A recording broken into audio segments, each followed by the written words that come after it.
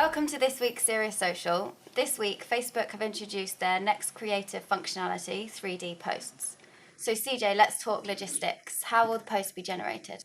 Within the Facebook app, there's a camera function that you'll need to enable.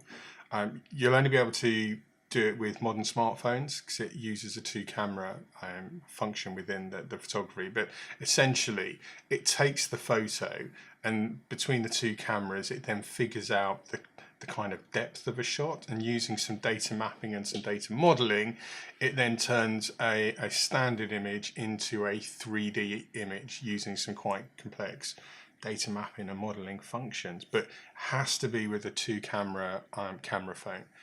So older devices, you wouldn't be able to use this. And would these images appear in feed as normal on Facebook? Yeah, absolutely. And the interesting thing is when you're scrolling past them or you click on them or even tilt your phone, they pop out into their own window. So you kind of see more of the image. Some of the trial examples we've seen of a little boy stood in his front room.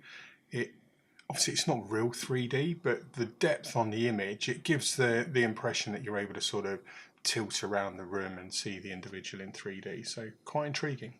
And Facebook have said that the 3D functionality is in place to change the creation of VR content. Do you think this hints at where their tech evolution may be going? Yeah, absolutely it does. And in fact, in a recent interview that Johan Kopf did with TechCrunch, Johan is one of the data scientists who sits within Facebook's computational photography team out in Seattle.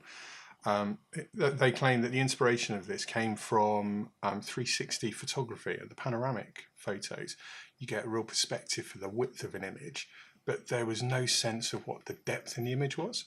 So they were looking at ways in which they could bring that depth in using VR. Facebook go a bit further and say that they want to democratize the production of VR, making it more accessible for people. So I think we're going to see more initiatives and treatments like this coming into channel. You think Snapchat and I suppose not so much of late, but about a year ago, Twitter were both struggling with keeping active users on channel. These innovations are helping Facebook keep users on channel, but keep them active on channel. And active users means ad revenue. So it's all part and parcel of growing their inclusive user base, keeping users very happy with functionality so they can go and commoditize it and add revenue to brands and advertisers. And speaking of platform evolutions, LinkedIn have announced that they'll finally be introducing the Carousel format to the platform. Do you think this will take off as it has on Facebook? I seem to always be bemoaning LinkedIn, and I want to love LinkedIn. I want to enjoy what it does, but they're always late to the party. But they're never fashionably late. They are the individual who's always last to turn up, and the launch of Carousel is another example of that. Facebook, Instagram, we've all had Carousel for a long time now, and we're all used to putting video in Carousel. We know how well it performs. Yesterday's announcement, flat visuals only into Carousel for LinkedIn. So it's a step forward, but if this was my old school report, I can't help but think it would say, good effort, must do more, try harder.